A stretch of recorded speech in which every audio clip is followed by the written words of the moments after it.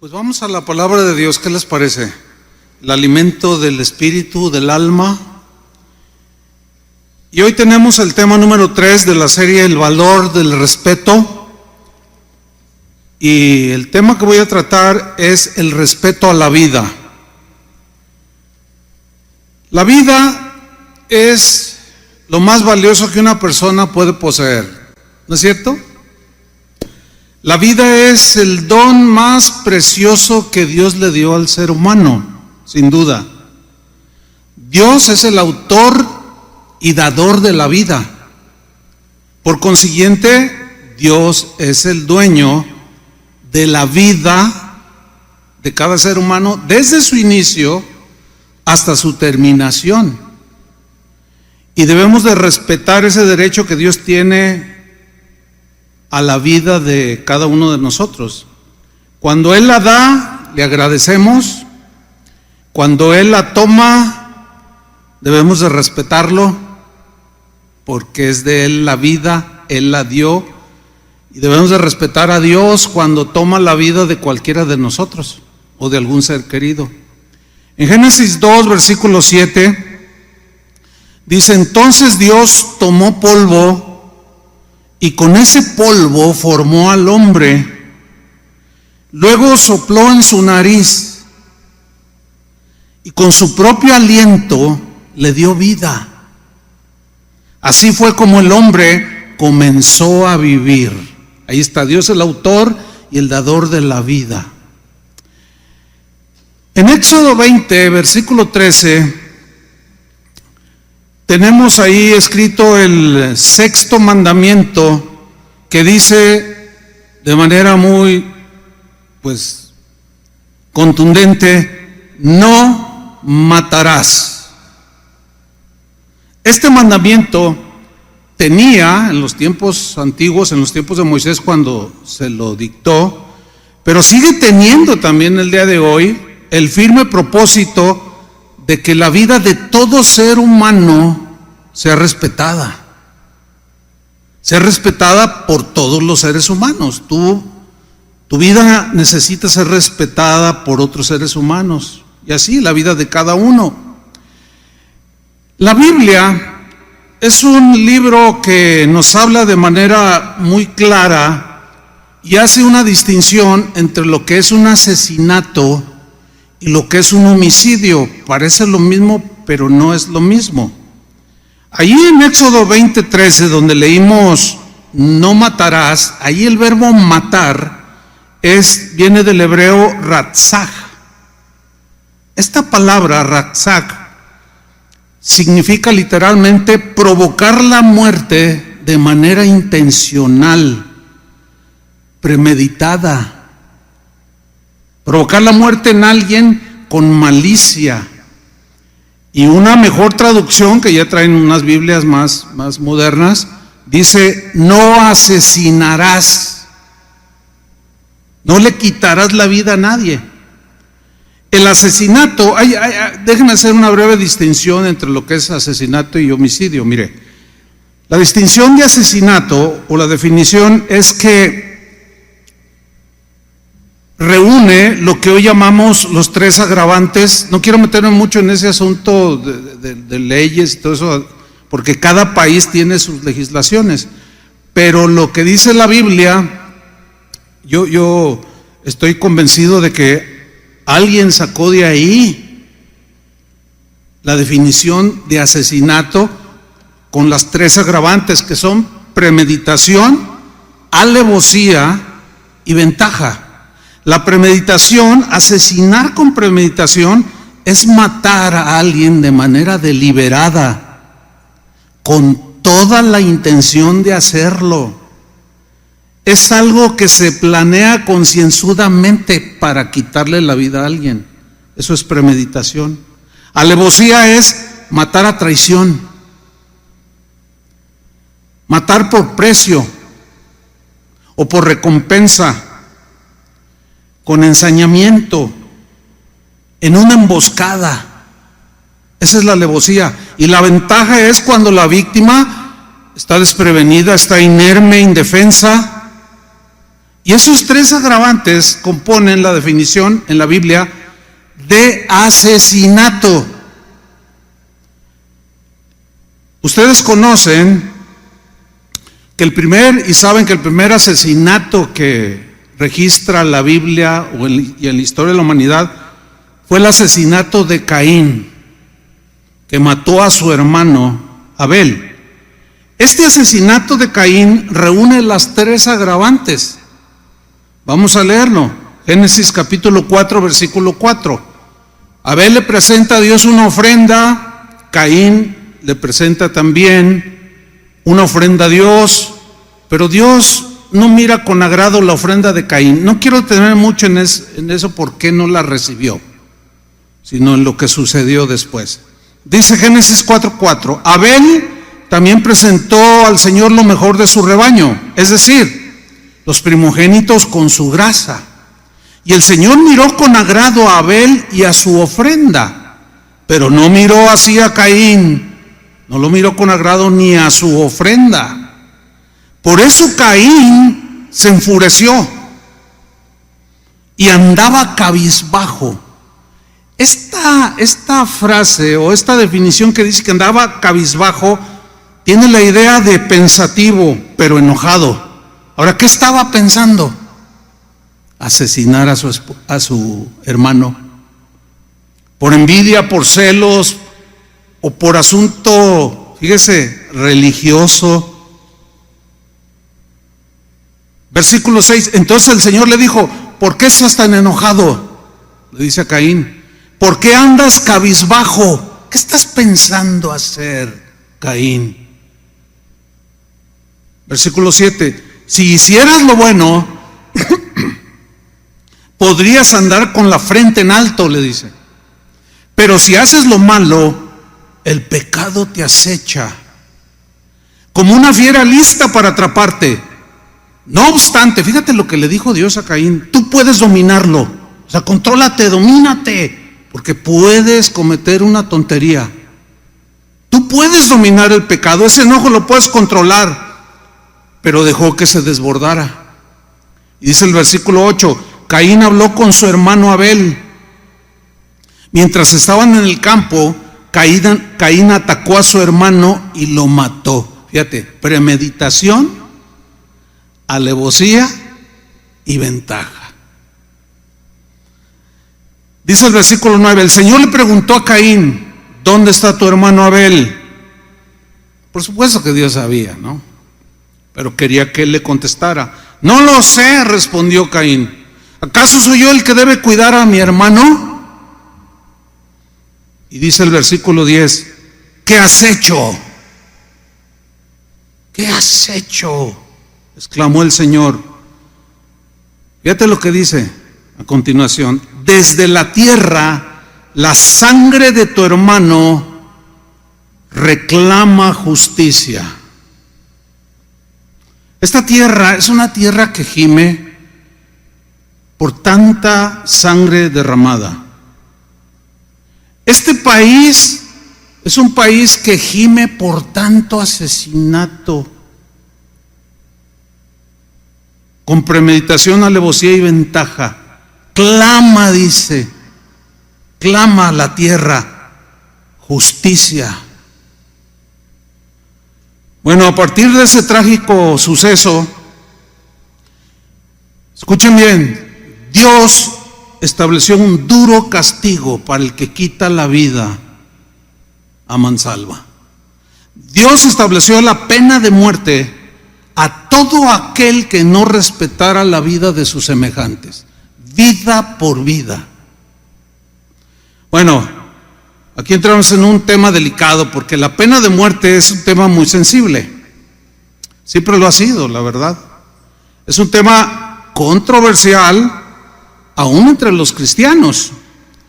Aún en los primeros cristianos, aún entre los apóstoles y los llamados padres de la iglesia, los primeros líderes de los primeros 200, 300 años de la iglesia, unos estaban en contra de la pena de muerte, pero había también una buena cantidad de líderes que estaban a favor de la pena de muerte.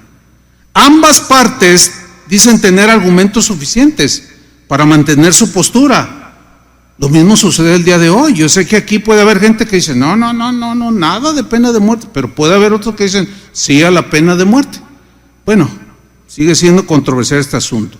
Pero hay dos cosas que debemos de tomar muy en cuenta cuando tratamos este tema.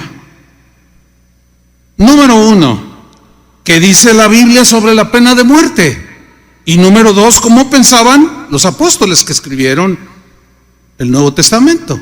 Eso es importante. Ya no tanto lo que opinaban otros líderes o lo que opinemos nosotros, sino lo que dice la Biblia sobre el tema.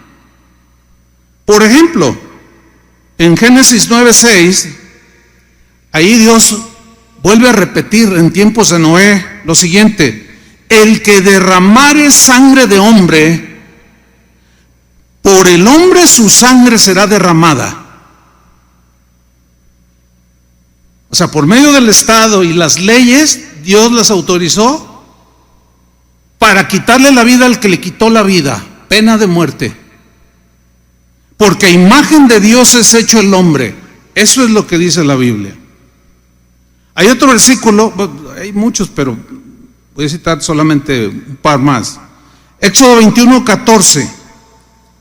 Aquí vemos con claridad cómo Dios fue el que estableció la pena de muerte para los asesinos.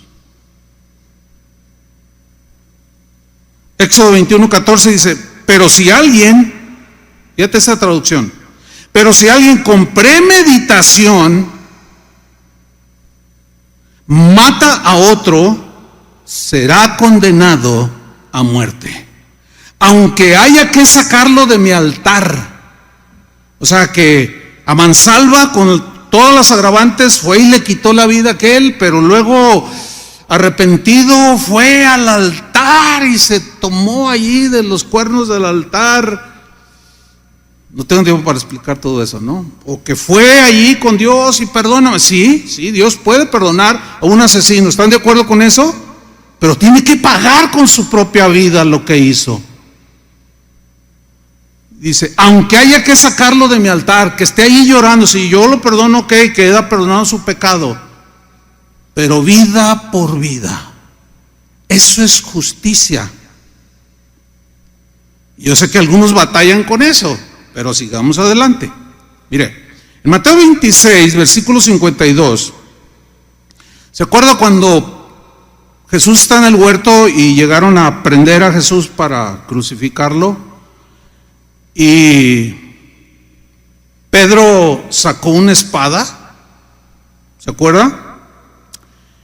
Y Jesús lo reprendió y le dijo en Mateo 26, 52, pero Jesús le dijo, guarda tu espada, le dice, porque el que mata con espada lo matarán. ¿Cómo entiende ese versículo? Que el Estado o la ley que imperaba en el Imperio Romano, ellos estaban bajo esas leyes. Si tú matas a alguien, el Estado te va a ejecutar, porque Dios lo había establecido así y se ha corrido, lo sepan o no, en muchas sociedades. Ahora, es importante, decía yo, en segundo lugar, saber cómo pensaban los apóstoles, que fueron los que escribieron pues el Nuevo Testamento. ¿Qué dicen ellos sobre la pena de muerte? Bueno, Pablo, en la epístola a los Romanos, en el capítulo 13, versículo 1, escribió lo siguiente. Acuérdense, un contexto histórico breve. Acuérdense que la primera iglesia, o Israel en el tiempo de Jesús, estaban bajo el Imperio Romano, que era el más tirano eran muy tiranos, muy esclavizantes. Sin embargo, fíjense lo que escribió Pablo: sométase toda persona, cristianos y no cristianos, a las autoridades superiores. Se refiere a los gobernantes, porque no hay autoridad sino de parte de Dios. O sea, Dios permitió y lo delegó de esa manera, para que no hubiera una anarquía. Es obvio. Y las que hay, o sea, autoridades por Dios han sido establecidas o permitidas, dice otra versión. 2. De modo que quien se opone a la autoridad, a lo establecido por Dios, resiste. Y los que resisten acarrean condenación para sí mismos. Porque los magistrados no están para infundir temor al que hace el bien, sino al malo. Mira, tú guardas la ley, respeta la vida, anda todo en orden y no tienes ningún problema con la ley. Pero el malo sí, el violador, el irrespetuoso, sí tiene muchos problemas. Sigo leyendo. ¿Quieres pues no temer la autoridad? Haz lo bueno y tendrás alabanza de ella. O sea, dirán, este es un buen ciudadano, es respetuoso, etcétera. Ahora, fíjate en el versículo 4. Esto lo escribió Pablo por el Espíritu Santo, dice, hablando de los magistrados, porque es servidor de Dios para tu bien, aunque no conozcan a Dios, son servidores de Dios y ejercen autoridad para que haya orden en el mundo, aunque no conozcan a Dios. Aquí dice claramente que es servidor de Dios para tu bien. Pero si haces lo malo, teme. Y fíjate la frase que viene a continuación, y aquí está el punto. Porque no en vano lleva ¿a qué? La espada. ¿Por qué dice no en vano lleva la espada? O sea, que la usaban. Y debo decirles que bajo el Imperio Romano, los homicidas y los que cometían delitos graves eran castigados con pena de muerte, los decapitaban. Entonces, ¿qué está diciendo Pablo? Ahí está, él conocía el Antiguo Testamento y ellos aplican la pena de muerte, pues es servidor de Dios, vengador para castigar al que hace lo malo. Entonces aquí la espada representa el poder para aplicar la pena capital a los asesinos, en este caso de lo que estamos hablando, a los que le quitan la vida mansalva a otros. Los romanos usaban esta espada para ejecutar a los criminales. También la crucifixión era un castigo de los romanos, que aplicaban a los peores criminales, que fue a lo que el castigo que le dieron a Jesús de manera injusta. Entonces Pablo aquí está reconociendo que el Estado está autorizado por Dios para aplicar la pena de muerte.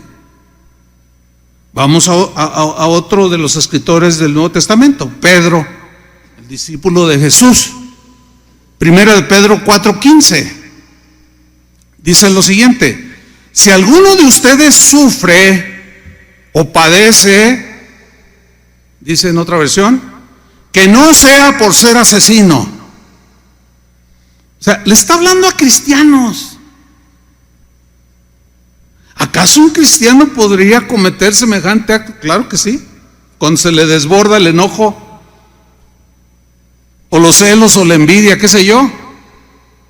Entonces Pedro dice, si alguno de ustedes sufre, que no sea por ser un asesino, o ladrón, o bandido, ni por meterse en asuntos ajenos. Cuando él dice, si alguno sufre, que no sea por ser asesino, está implicando que un asesino recibía la pena de muerte, y te la mereces. Hay un texto que a lo mejor no aparece allí. Si lo alcanzan a capturar, está bien, si no, no hay problema. Pero es Apocalipsis capítulo 21, versículo 8.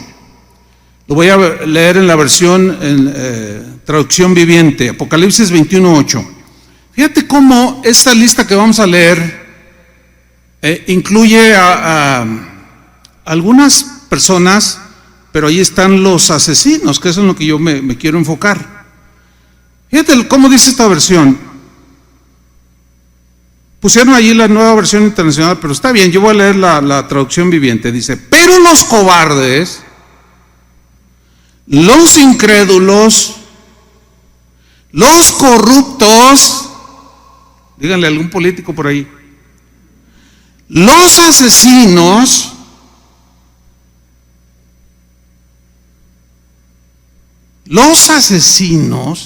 yo quiero hacer un paréntesis aquí. La palabra asesinos aquí viene del griego phoneus, que significa literalmente homicida intencional. O sea, los malvados, los asesinos a sueldo, o los que cavilan por amargura, rencor, venganza y planean la muerte de alguien. Entonces, toda esta lista sigue aumentando: los que cometen inmoralidades sexuales, los que practican la brujería, los que rinden culto a ídolos, y todos los mentirosos tendrán su destino en el lago de fuego que arde con azufre. Esta es la segunda muerte. En esta vida, bueno, hay naciones que han abolido la pena de muerte, hay otras que no, la siguen aplicando. Pero, de hecho, debo decirles que cuando nacemos ya condenados a la muerte física. El momento que nace un bebé, comienza a envejecer. ¿Verdad que sí? Y estamos condenados a la muerte porque la paga del pecado es, o sea, estamos condenados a la muerte. Pero todo aquel que ha sido lavado por la sangre de Jesús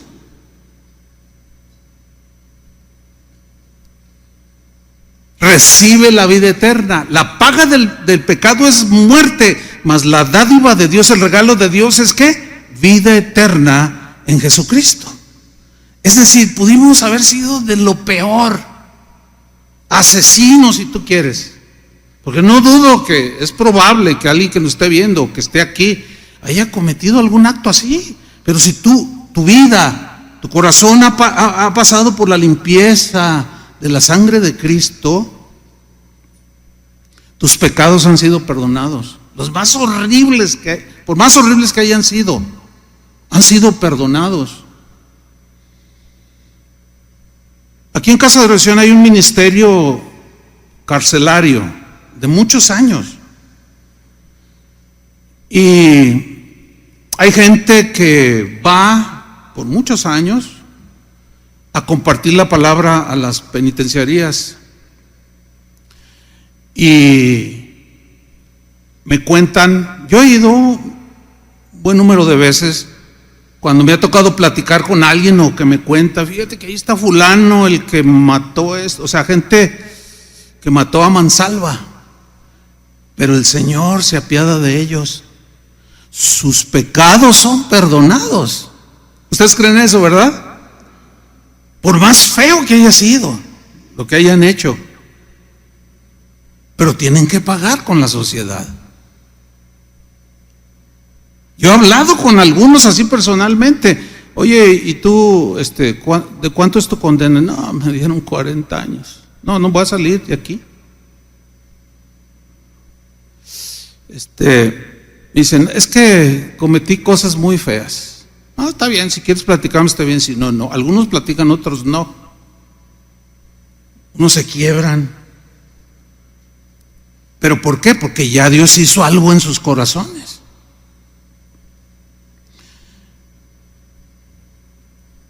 Entonces nacemos condenados a la muerte, porque la paga del pecado es la muerte. Pero volviendo al tema de no matarás, la segunda distinción de matar, ya mencioné lo que es el asesinato y la diferencia que hay con lo que es homicidio. Mire, en el Antiguo Testamento Dios le dijo a Moisés que hiciera ciudades de refugio, así se les llamaba, que eran aledañas a las ciudades principales. Esas ciudades de refugio, ahí iban a refugiarse precisamente gente que había cometido homicidio, pero involuntario. O sea, no eran asesinos. Habían matado a alguien, pero de manera involuntaria. Deuteronomio 19:4 nos lo dice: en cuanto al homicida que llegue allí a refugiarse, solo se salvará el que haya matado a su prójimo, léanlo con atención, sin premeditación ni rencor alguno. ¿Ven la diferencia? Ahora, aquí la frase o el verbo matar viene del hebreo naká y es diferente al otro verbo que ya estudiamos de Éxodo 20. Acá es naká, que significa golpear, a veces pues severamente, que puede causar la muerte de alguien. Pero tiene la idea, esta palabra hebrea, de homicidio no intencional u homicidio accidental. Bueno, en nuestra legislación están definidos y clasificados, no quiero meterme en eso, ¿no? Y las penas son diferentes, pero el que recibe mayor pena es el asesinato calificado, o sea, con las 3 agravantes. Pero quien por algún accidente que va en su auto y atropella a un ciclista, pues no fue premeditado y la pena es menor. Bueno, vamos a leer Deuteronomio 19:5 para comprobar esto y por qué las ciudades de refugio y los homicidas tenían que refugiar, o sea, podían refugiar allí. Dice Deuteronomio 19:5, por ejemplo, dice: si un hombre va con su prójimo al bosque a cortar leña y al dar el hachazo para cortar un árbol, el hierro se desprende y golpea a su prójimo y lo mata, tal hombre podrá refugiarse en una de esas ciudades y ponerse a salvo. Versículo 6, es necesario evitar grandes distancias, o sea, que recorriera a la ciudad de refugio grandes distancias. ¿Por qué? Para que el enfurecido vengador del delito de sangre no le dé alcance. O sea, el familiar que se quería vengar y quitándole la vida también, dice, no, al lugar más cercano allí, para que no le dé oportunidad al otro de que le quite la vida en venganza y lo mate. Dice, aquel hombre no merece la muerte. O sea, el homicida puede ser imprudencial, accidental, etcétera, no merece la muerte, pues que mató a su prójimo sin premeditación. ¿Alcanzan a ver las diferencias? Ahora, matar en defensa propia. Matar en defensa propia no se considera un asesinato. Éxodo 22:2, en la versión Dios habla hoy, dice: si un ladrón es sorprendido en el momento del robo, se entiende que pues, en la casa, ¿no? Y se le hiere y muere, su muerte no se considerará un asesinato. Fue en defensa propia. Hay muchos más versículos que avalan la defensa propia. Cuando yo estaba estudiando el seminario bíblico, hace ya muchos años, me acuerdo que uno de mis maestros llegó un día y nos iba a dar una clase aluciente a este tema. De esto hace 44 años, hace muchos años de esto. Pero llegó el maestro y dijo, a ver, ya están listos, saquen su Biblia. Y lo dice, a ver, les voy a hacer una pregunta, dijo. Si ahorita saliendo de clases, tú llegas a tu casa y resulta que está un ladrón allí, y cuando tú entras, agarra a tu niña o a tu esposa y la amenaza con un cuchillo, pero en un descuido que tú puedes desarmarlo, dice, bueno, ¿qué harías tú? ¿Qué harían ustedes? No, ahí los estudiantes de buen corazón, uno dice, yo me pongo a orar, dice. Yo me pongo a orar. Otro dijo, no, yo le comparto el evangelio. Y con la niña, sí, imagínate, ¿no? Y luego dice el maestro, pues yo no. Si lo desarmo, le doy con eso. o con lo que tenga a la mano. Y todos nos asustamos. Maestro. A ver, abran su Biblia y nos sacó estos versículos. No es considerado un asesinato. Pero hay unos textos donde dice, pero si tú ves al ladrón y es de día y le quitas la vida, o sea que ya va huyendo, pero tú por la espalda sacas la pistola que tienes ahí o el cuchillo y qué sé yo, y por la espalda le das, eso se consideraba un asesinato, porque ya no había razón para quitarle la vida. ¿Me explico? O sea, yo sé que son temas que se deben tratar de alguna manera en algún momento dentro de lo que es el cristianismo. Ahora vienen preguntas, yo sé, yo me acuerdo cuando me las empecé a hacer que de pronto venían a mi mente, como por ejemplo, oiga hermano pastor, ¿y qué con un soldado que mata en la guerra? Oiga pastor, ¿y un policía que mata a un delincuente? Bueno, hay respuesta en la Biblia. Miren, muchos cristianos, al no estudiar de manera, digamos, aplicada sobre el tema, se confunden y aplican el sexto mandamiento, que dice no matarás, o sea, no asesinarás, con premeditación, alevosía, ventaja, lo aplican para oponerse a que un cristiano sea soldado y vaya a la guerra. No aplica, hermanos, ¿no? Ahorita les voy a explicar por qué. O que un hermano se enrole en la policía. Mire, aquí en Casa de Oración hay soldados y hay policías. Yo he conocido jóvenes que me han dicho, pastor, fíjese que yo quiero enrolarme, me estoy acordando ahorita de un caso en los Estados Unidos. Oiga, pastor, fíjese que yo quiero ser marine aquí en los Estados Unidos y yo siento la vocación, hay algo que me quema adentro. Y cristiano el muchacho. Dice, pero mis papás me dicen que no, que porque si voy a la guerra tengo que matar. Y dice, pero no es mi intención ir a matar, yo quiero defender mi país, yo quiero enrolarme. Bueno, yo tuve una plática con los papás, les expliqué más o menos y quedaron más o menos convencidos. Y bueno, no hace mucho me enteré que el muchacho ya es un marín, es un soldado. Mira, un soldado o un policía que mata en condiciones de guerra o defensa de la ley no es considerado un asesino. No. Y ahí es donde algunos se confunden y les cuesta trabajo digerir esto.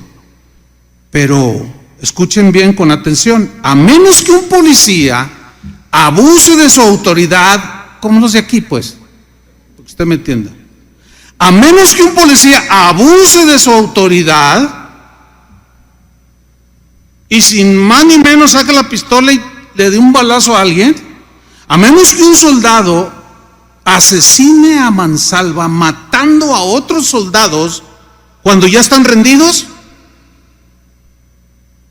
entonces se considera crimen de guerra o abuso de autoridad y son sujetos a juicio. Ustedes saben eso, ¿no? Es más, en las películas se ve. Por ejemplo, en las guerras, los ataques aéreos contra la población civil son crímenes de guerra. Y el piloto o el que manejaba el tanque soltó las bombas a la población civil, se considera un crimen de guerra.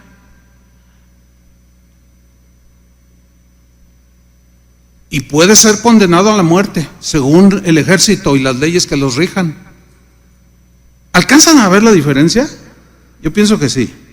El asesinato de prisioneros de guerra desarmados. O sea, quitarles la vida,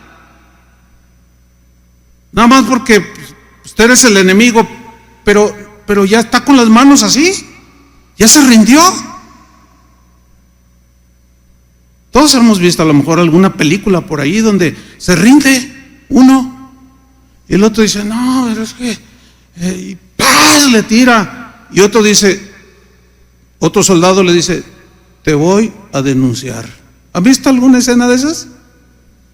Pues si me denuncias a ti también te doy. Dice, ese es un asesino y ese merece la muerte por quitarle la muerte de manera abusiva. Pero en la guerra del tú al tú no se considera un asesinato. Bueno, la tortura de soldados, de civiles, abuso sexual de mujeres y niños, todos esos son crímenes de guerra en el asunto de cuando hay guerras. Hace años se me acercó un hermano que es soldado. Me dijo, oiga, pastor, fíjese que yo pues tengo un año de convertido, pero estoy en un problema y estoy a punto me quieren llevar a juicio. Y yo le dije, ¿pero por qué? ¿Qué pasó? Dice, bueno, mire, es que, dice, mire, yo soy soldado. Y pues yo soy piloto, me dijo. Sé manejar aviones de guerra, sé pilotear y manejar helicópteros. Bueno, a mí me asignaron al combate al narcotráfico. Entonces, yo piloteo un helicóptero. Y yo tengo en mis dos manos botones o que pueden accionar dos metralletas que van adelante. Y si es que fíjese, pastor, que a donde me asignaron, pues fuimos a una misión. Y de pronto empezamos a escuchar ráfagas de disparos y que empezaron a pegar en el helicóptero. Nos estaban tirando de abajo con rifles de alto poder. Dice, entonces yo estoy entrenado para eso. Entonces yo hice unas maniobras para esquivar y a la vez los soldados que van a los dos lados con metralletas calibre 50, que es una bala de este tamaño, destructora, pudieran repeler la agresión. Pero en lo que yo daba así, dice, de este lado nos empezaron a tirar de frente a donde íbamos. Entonces yo dije, ¿qué hago? Y los demás soldados le decían, tira, le decían, porque pues, estaba en peligro su vida. Y él dijo, no pude dispararles, los tenía ahí, pero no pude disparar. Es que, pastor, la Biblia dice no matarás. Le dije, a ver, ven, siéntate aquí. ¿Lo premeditaste? Estás combatiendo el mal. Representas al Estado. Representas las leyes de un país para combatir al malo. En fin, le expliqué todo lo que hoy le estoy explicando y más a él. Y lo entendió. Y no hace mucho lo saludé en una de las reuniones, ya tenía tiempo que no lo saludaba. Y bueno, en una ocasión anterior, al pasar unos meses, le dije, oye, ¿cómo te ha ido? Y me dice, no, es que entendí, pastor. Dice, no, está bien feo eso. Bueno, eso sucedió el sexenio pasado cuando el gobierno andaba haciendo las matazones y los narcos y todos esos asuntos. Dice, ¿y cómo sientes tu conciencia? No, dice, yo entendí. Yo no soy un asesino. ¿Cuántos lo entienden? Yo sé que algunos no, pero bueno, la controversia sigue. Pero sigamos viendo qué dice la Biblia, ¿ok? Mire, la guerra nunca es algo bueno, jamás será bueno, porque muere mucha gente. Pero la reflexión es esta, ponga mucha atención. Mire, en un mundo lleno de gente mala, que violenta la ley, que no respeta la vida de nadie, las posesiones de nadie, que no les importa nada, gente mala, gente corrompida, gente ambiciosa, muchas veces surgen guerras, aún entre países, por este tipo de gente. Algunas de estas guerras son injustas, sin duda, pero hay otras que desgraciadamente son guerras, entre comillas, necesarias, porque los buenos tienen que combatir a los malos.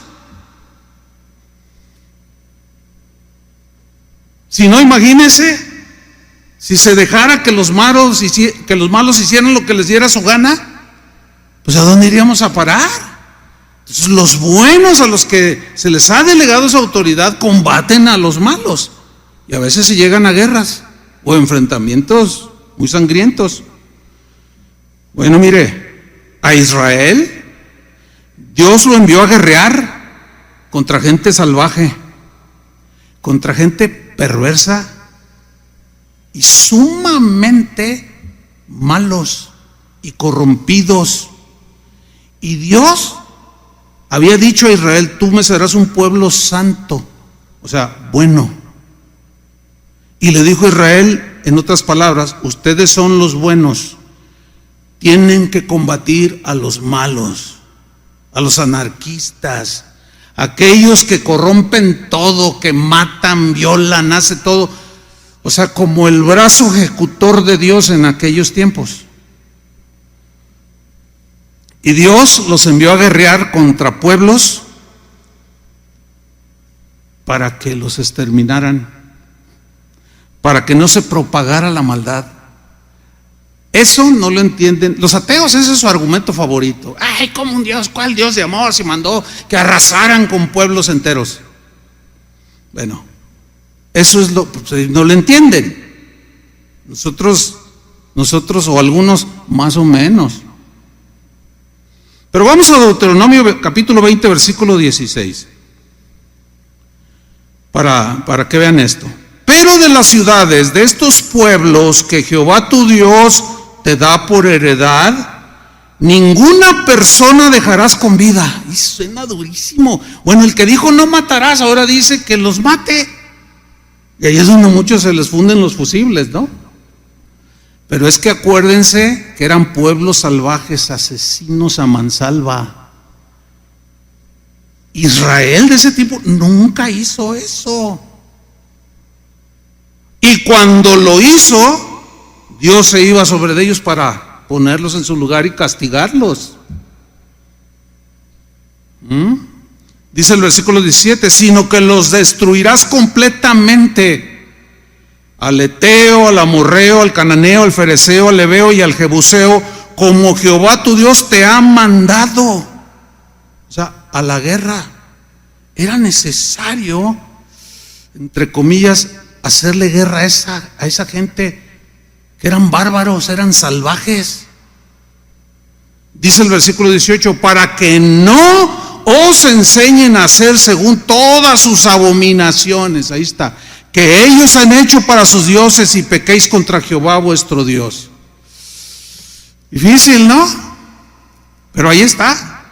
Ahora, pues hasta donde alcance a entenderlo. A lo mejor ya lo tiene atorado aquí. Dice, no, pero ¿cómo? Bueno, ahí está. Si no lo puede entender ahorita, en algún momento lo entenderá. Tampoco no va a pasar nada, porque usted no va a matar a nadie, ¿verdad que no? ¿O sí? ¿Ya lo tiene planeado? Pues no. Entonces, no hay problema, ya lo entenderá, ya lo va a digerir en algún momento. Pero fíjense, Dios le dijo algo al rey Saúl, le dijo algo que desconcierta a muchos. Le dijo en 1 Samuel 15, 18.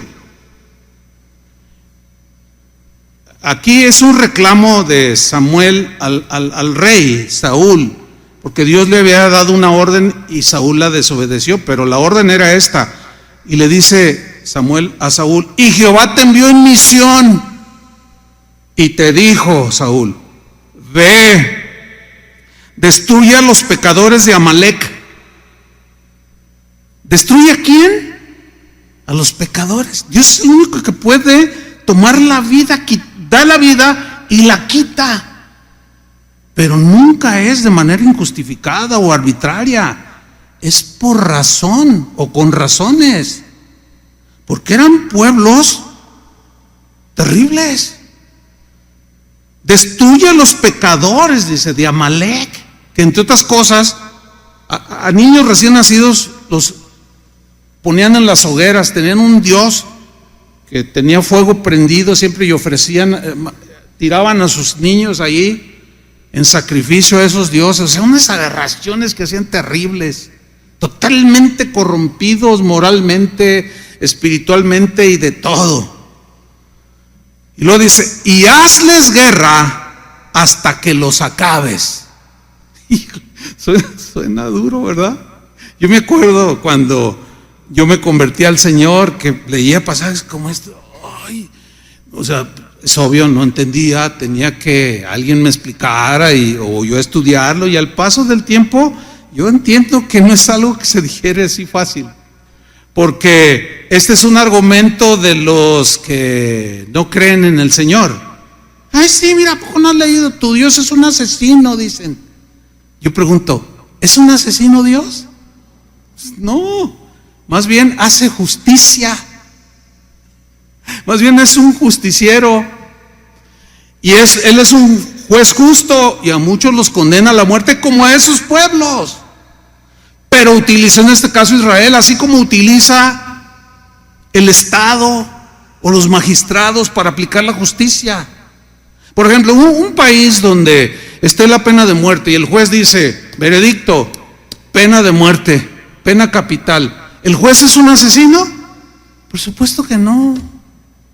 O bueno, vámonos a un país como el nuestro, que aunque en la Constitución está contemplada la pena de muerte, pero no se aplica, por lo que usted quiera, y que le dan, ¿ha oído esas sentencias? Lo sentenciaron a 570 años de prisión. Ay, tú ya. O sea, así como diciendo, bueno, no sé qué querrán decir, o por qué lo hacen. El asesino fulano de tal fue condenado a 675 años de prisión. ¿Y cuántos años tiene? 70 años de edad. O sea, suena muy raro eso, ¿no? Pero en fin, ok. Ahora, ese juez que sentenció a 675 años de prisión, ¿es un juez injusto? Porque se hizo un juicio.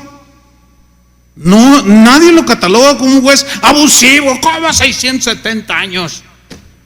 Usted es un abusivo, señor. No, espérame, es que la ley, se fueron acumulando los delitos y se acumularon 600 años de prisión. Ay, pues ahí no va a salir vivo. Pues no, pues es pena de muerte lenta. Entonces, ¿es un asesino el juez?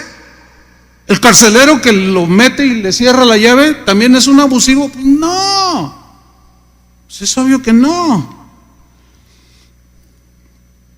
¿Quién de aquí no recuerda lo que sucedió en la Segunda Guerra Mundial? Cuando los japoneses atacaron a mansalva, esa es la historia, en Pearl Harbor, ahí en las islas en Hawái, al ejército de los Estados Unidos, les destruyeron toda la flota aérea y muchos barcos. En una ocasión me tocó estar ahí. Y pues unos andaban allá en la playa, no, yo me fui a lo histórico. A mí me gusta mucho todo eso, y yo fui en una lancha que se rentó, fui a ver un barco, no recuerdo su nombre, que fue hundido con más de 1500 marinos o soldados, y ahí todavía están sus cuerpos, y se ve el barco, el agua es muy cristalina. O sea, fue terrible, y de ahí vino la contestación de los Estados Unidos, y la guerra empezaron a morir mucha gente, alemanes, holandeses, ingleses. Bueno, cuenta la historia que Alemania se había rendido, pero los japoneses no querían rendirse. Estados Unidos ya había trabajado en el desarrollo de las bombas nucleares. Y el presidente Truman, junto con algunos científicos y otros presidentes, empezaron a platicar sobre qué hacían. Ya tenían lista la bomba atómica. Y dijeron, si no paramos esta guerra, como van las cosas, van a morir algunos millones de personas más. Entonces vino la propuesta. ¿Qué hacemos? ¿Qué hacemos? Y llegaron a la conclusión, tenemos un arma poderosísima, destructiva más no poder, Y tomaron la decisión, que hasta la fecha sigue siendo controversial, porque arrojaron una bomba en Hiroshima y luego otra en Nagasaki, y o sea, los muertos directos y luego los posteriores por la radiación se calculan entre 300 a 400 mil personas. Un montón de gente. Pero una vez leyendo sobre este tema, leía acerca del piloto que accionó para soltar la bomba. Y él decía que llegaron a esa conclusión porque era necesario sacrificar a esos 300,000 y evitar la muerte de millones. Bueno, es que es difícil porque es un problema moral, ético pero murieron inocentes, sí, pero se salvaron varios millones. Y hasta la fecha sigue la controversia, en la actualidad. Porque hay analistas que dicen, no debieron de haber, Japón ya se iba a rendir, no debieron de haber soltado esas bombas. Pero no es nada seguro. O sea, Japón estaba empecinado en no rendirse. Y en base a eso, tomaron la decisión. Entonces uno se queda, híjole, pues murieron 300,000 inocentes, pero se salvaron 2-3 millones de soldados, tanto japoneses como aliados y americanos y qué sé yo, y gente civil. Difícil, ¿no? Bueno, eso es real. Bueno, el que accionó e hizo caer las bombas, los pilotos supieron digerir eso y no se consideraban asesinos, porque eran cuestiones de guerra. Sí, pero sigue siendo difícil, ¿no es cierto? Pero ahí les va esto. ¿Sabían ustedes que la segunda venida de Cristo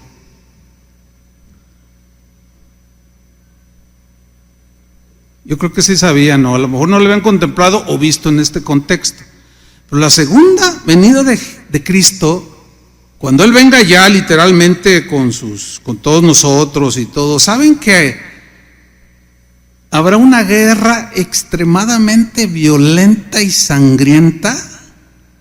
¿Nunca se habían puesto a pensar en eso? Va a haber una guerra descomunal. ¿Quieren leerlo? Apocalipsis 19:11. Ay, ahora sí abrieron la Biblia, ¿verdad? Sí, rápido.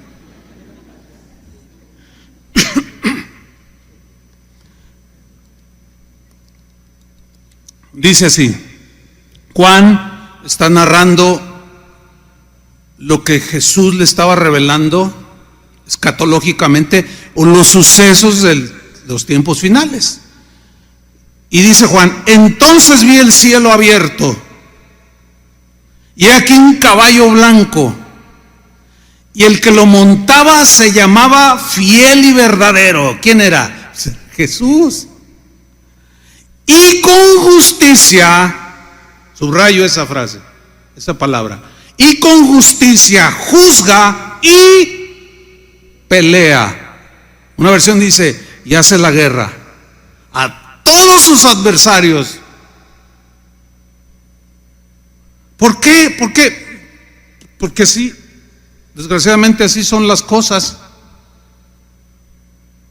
Y como lo rechazaron cuando Él vino como un cordero, y lo pisotearon y se burlaron, cuando regrese, ya no regresará como un manso cordero, sino como un juez justo que le dará a cada uno la paga de sus maldades. Pues sigamos leyendo. Versículo 12, empieza a describirlo Juan. Sus ojos eran como llama de fuego, y había en su cabeza muchas diademas, y tenía un nombre escrito que ninguno conocía sino él mismo. 13. Estaba vestido de una ropa teñida en sangre. ¿Se acuerdan cómo dejaron a Jesús? Fíjese, todo mundo piensa, ay no, y de Jesús, el juicio más injusto de la historia, ¿sí o no? La muerte más atroz y más abusiva de la historia. Y la gente no dice nada, o la mayoría de la gente no dice nada alrededor del mundo. ¿Qué cosas, no? Bueno, sigo leyendo. Estaba vestido de una ropa teñida en sangre y su nombre es el Verbo de Dios. Imagínenselo. Ya con una majestuosidad, dice que sus ojos eran como llama de fuego, significa su mirada tan profunda que te desnuda. Que se les quedaba mirando así, nadie va a poder de sus enemigos, no van a poder resistir esa mirada como de fuego. El Verbo de Dios, dice el versículo 14, y los ejércitos celestiales, ¿los qué? Ejércitos celestiales, vestidos de lino finísimo, blanco y limpio, le seguían en caballos blancos. De su boca sale, ¿qué sale? Una espada aguda para herir con ella a las naciones, y él las regirá con vara de hierro, y él pisa el lagar del vino, del furor y de la ira del Dios Todopoderoso. O sea, ¿se acuerda que dice que él pondrá a sus enemigos por estrado de sus pies? O sea, los va a pisar así, mira, como cuando usted pisa una cucaracha. ¿Cómo se oye?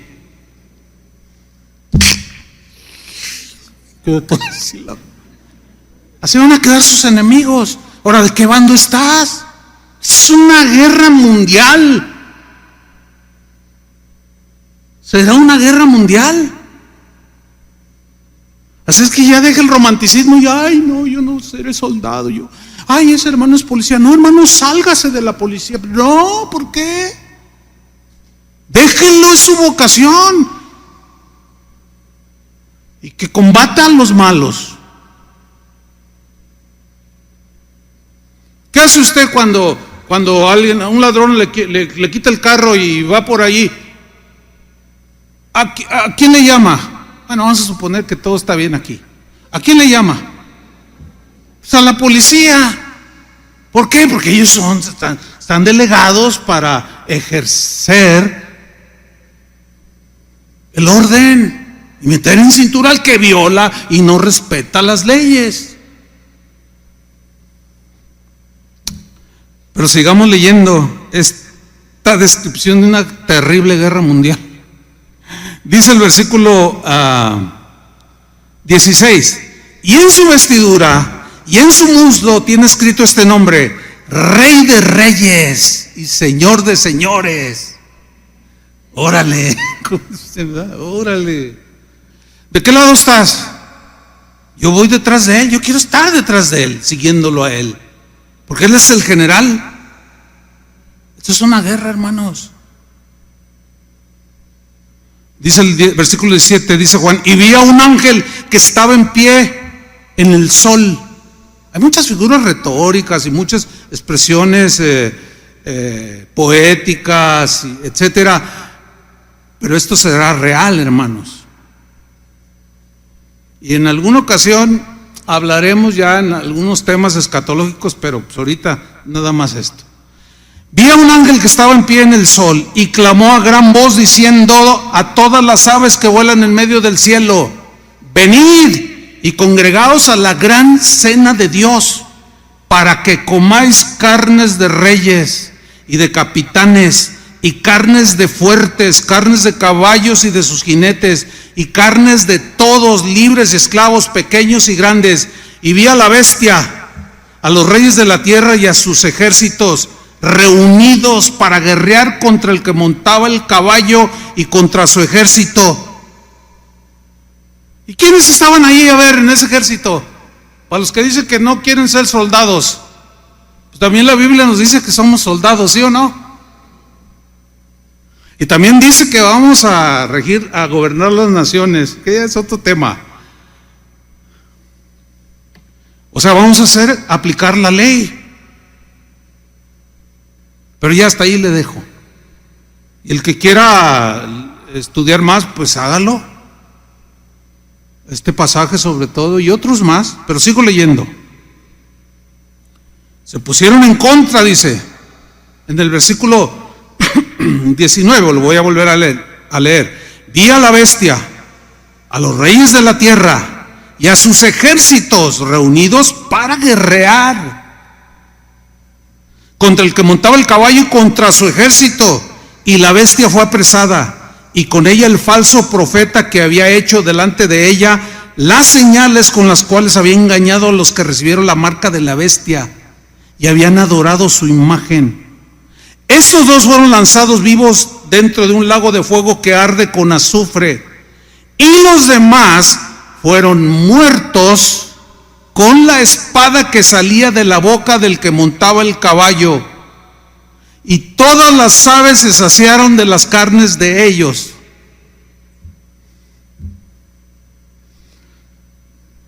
¿Qué le pareció ese pasaje? Muy bélico, ¿no? Será muy bélico. Ese hombre que vino, ese Dios encarnado y que se sentó en un burrito manso y humilde, que se burlaron de él y lo pisotearon, y a lo suyo vino, los suyos no lo recibieron y muchos lo rechazaron, muchos se burlan hasta el día de hoy, toman su nombre en vano, no lo respetan. Un día van a estar en una guerra, pero van a estar del lado perdedor. Y van a ser exterminados como fueron exterminados los hebeos, los jebuseos y todos los feos esos.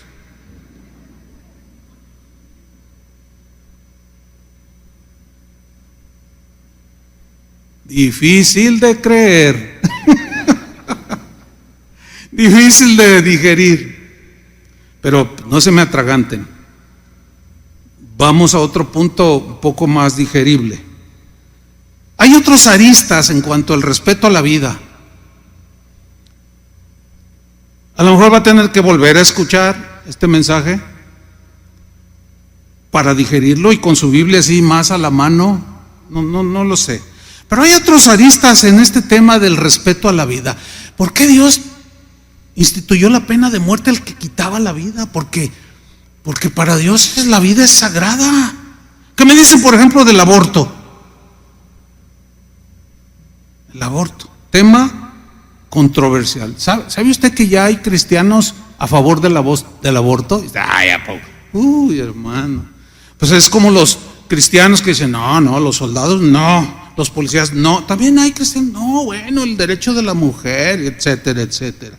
Pero mire, hermano, el cristianismo, desde su inicio hasta la fecha, es un defensor inflexible del respeto a la vida de un ser vivo desde el momento de la concepción.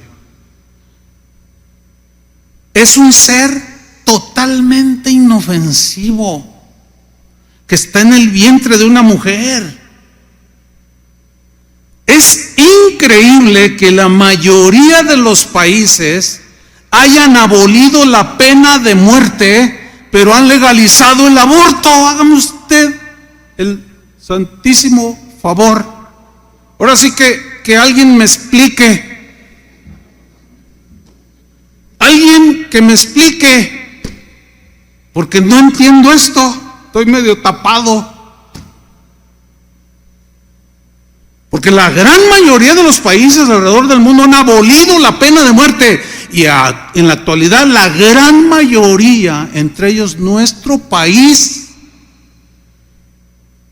ha despenalizado el aborto. Lo ha legalizado el aborto. Pegan el grito en el cielo los legisladores. No, como México es un país civilizado, dicen. Abolida pena de muerte, eso es retrógrada, eso es de...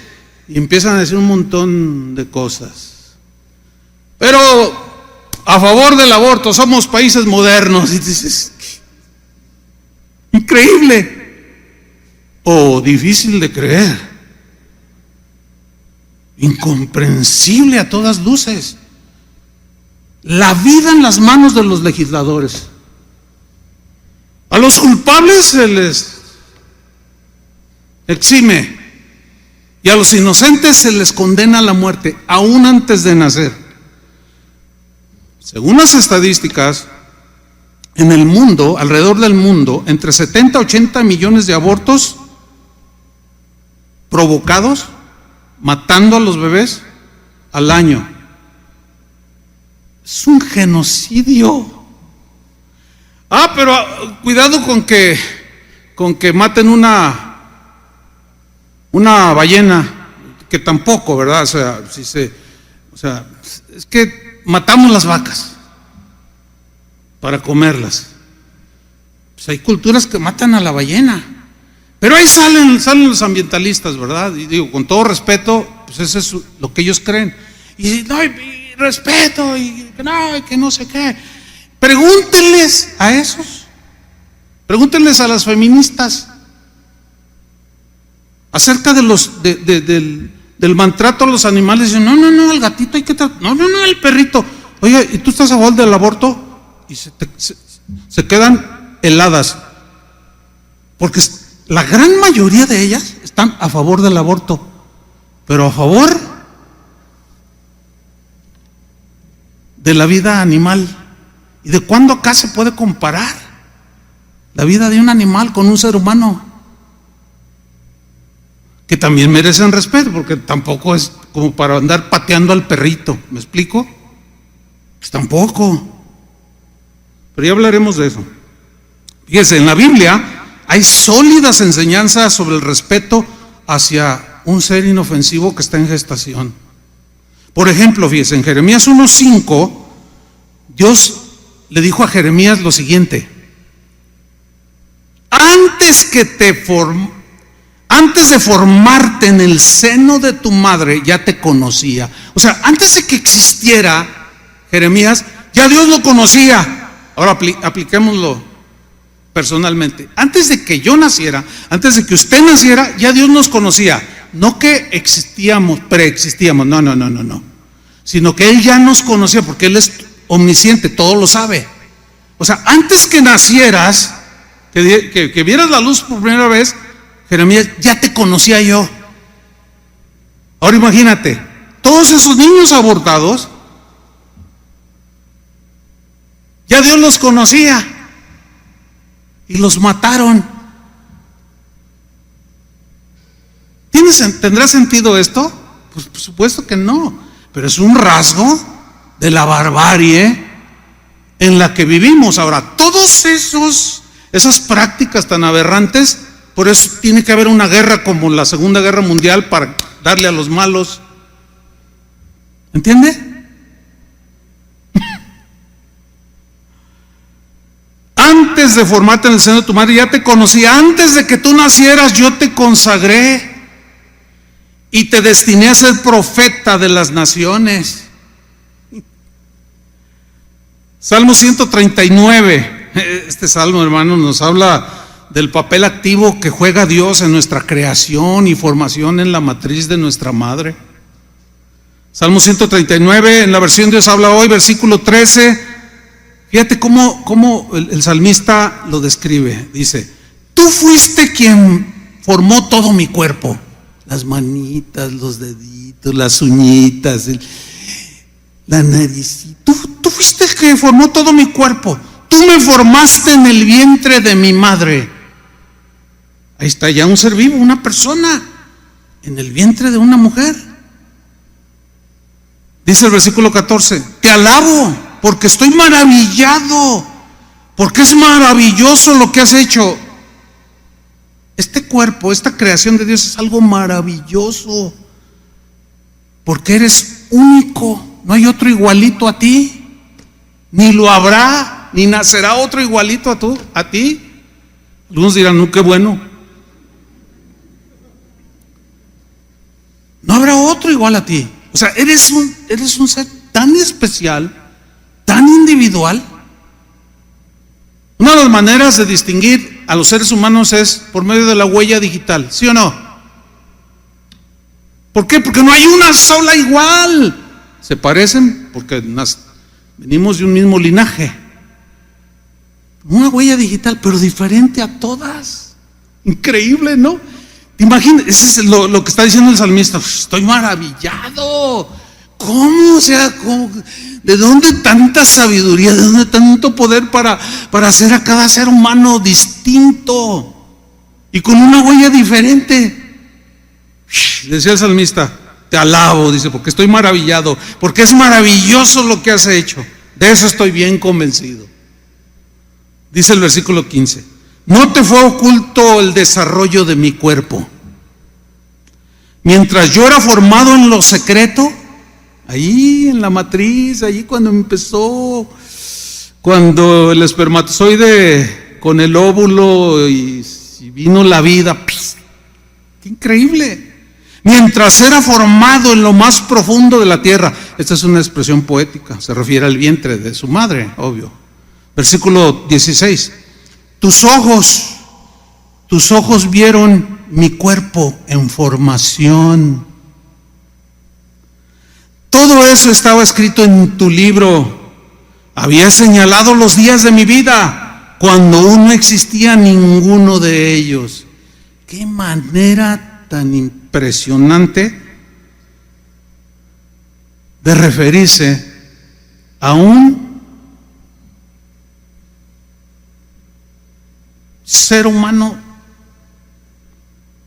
cuya vida le es dada por Dios conforme Él lo diseñó. Cuando el espermatozoide fecunda el óvulo y nace una vida impresionante. Ahora dígame, asesinarlos justificando derecho de la mujer es hacerlo a mansalva. Eso se llama asesinato, falta de respeto a la vida. Yo entiendo que todos venimos del mundo. Es muy probable que haya gente que esté viendo este video o esta transmisión, esta enseñanza, mujeres aquí, a lo mejor, no lo sé, que pasaron por esta situación, engañadas en sus mentes, con el supuesto derecho que tienes o que tienen las mujeres a decidir la vida de un inocente. Este que viva, este que muere, ya parecían el César, ¿verdad? En Roma. ¿Qué hacemos con este cuello? No lo planeé. ¡Qué aberraciones! Impresionante. La verdad que no dejo de sorprenderme. ¿Hasta dónde ha llegado la humanidad? No dejo de sorprenderme. Pero cuando leo esos versículos que les leí de Apocalipsis, digo, esto va a estar terrible. El justo juez viniendo a dar sentencia a todos aquellos que no respetaron la vida. Hermanos, respetemos la vida. Y ya, ¿qué más decir? Hay muchas maneras en que podemos matar.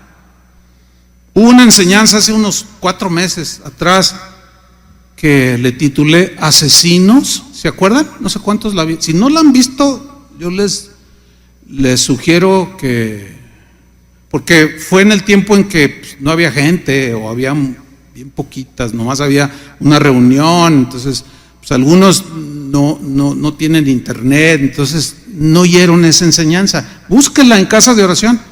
Se llama Asesinos con interrogación. ¿Asesinos? O sea, ¿asesino yo?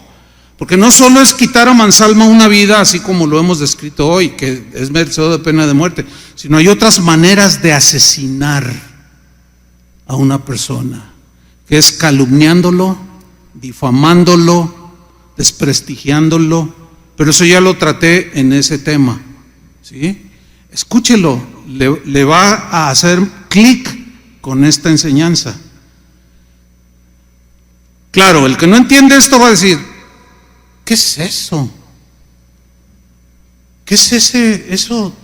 ¿Los cristianos? O sea, claro, es que son temas profundos, difíciles de digerir, por los conceptos que nos vamos formando, la manera de pensar distorsionada. Cuando venimos a Cristo, se empieza a ordenar nuestros pensamientos y por tanto nuestras conductas. A estas alturas, yo estoy convencido que usted entiende perfectamente el respeto a la vida, ¿sí o no? El respeto a la integridad de otra persona. Por eso la serie, el valor del respeto. ¿Sí? Entonces, no podemos tomar nosotros la vida de nadie. Por eso Jesús se fue al meollo del asunto. Cuando dijo, escuchasteis a los antiguos decir, no matarás. ¿Se acuerda? Oísteis y leísteis, no matarás. Dice, pero yo os digo que cualquiera que se enoje contra su hermano es culpable de juicio. O sea, Jesús fue a la raíz, que fue lo que Dios le dijo a Caín. ¿Por qué te estás enfurecido? Contrólate, porque si no te controlas se te va a desbordar y vas a cometer una tontería. ¿Qué estás pensando hacer? ¿Por qué cabizbajo? ¿Qué estás pensando? Ya estaba planeándolo. Por eso, a nosotros los cristianos, el mismo Señor, por su Espíritu Santo, por su palabra, nos va moldeando. Y cuando tenemos un sentimiento así de, ay, ojalá se me atraviese y lo atropello, luego viene la reacción. Hay veces que se cruzan ese tipo de pensamientos y uno se impacta uno y dice, ¿qué estoy pensando? No, Señor, es obvio que no es algo que ya está en nosotros, ¿verdad que no? Pero a veces se cruza y eso lo podemos dominar. ¿Cómo? Perdonando, orando por el que nos maldice, pidiéndole al Señor misericordia por el que nos calumnia, o nuestra reputación la manda por los suelos y bendecimos al que nos maldice. Pero jamás un cristiano, ya quiero terminar, o mejor dicho, todo cristiano debería tener un altísimo concepto bíblico de lo que es respetar la vida de sus semejantes, porque fuimos hechos a imagen y semejanza de Dios. Por eso es que todos los seres humanos merecen respeto, no solo de su vida, sino de su condición, como estén, de su situación social, si son cultos o no lo son, si son ignorantes o letrados. Pero ya hablaremos más de eso. Vamos a orar. Vamos a pedirle al Señor misericordia por este mundo del cual nosotros fuimos sacados y hemos recibido perdón de nuestros pecados. Por eso la importancia de predicar el evangelio de la salvación que solo Cristo puede dar, para evitar el juicio y el ser pisoteados como el lagar donde se pisaban las uvas para deshacer. Y el vino ayer es un tipo de derramamiento de sangre. No estar con los que serán pisoteados, sino estar del lado del que va a hacer justicia un día, tarde o temprano. Y acuérdense de esto, hermano, alguien puede cometer delitos en contra de usted y escapar del castigo terrenal. Puede comprar al juez, a los policías, al abogado, qué sé yo, pero jamás va a poder escapar del justo juicio de Dios. Y usted y yo oramos por los que nos ofenden. Amén. Señor, te damos gracias por tu palabra. Dura, difícil, a veces, como dijo el apóstol Pedro, que refiriéndose a Pablo, que él había escrito algunas cosas difíciles de entender, cuesta trabajo digerirlas, y que los indoctos o los no muy entendidos o que no estudian con aplicación o los inconstantes tuercen las escrituras.